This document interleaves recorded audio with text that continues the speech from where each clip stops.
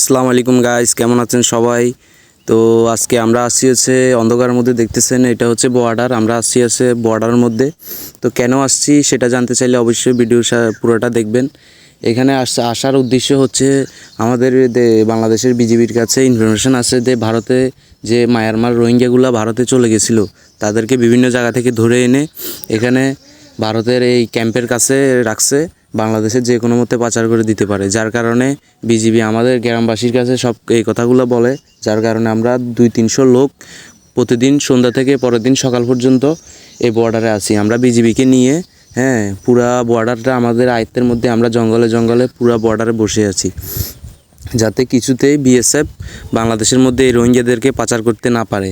যার কারণে আমরা পুরো বর্ডারটা মধ্যে দখল করে বসে আছি, জঙ্গলে বা জমিনের মধ্যে বিভিন্ন জায়গার মধ্যে আমরা বসে আছি ছড়িয়ে ছিটিয়ে।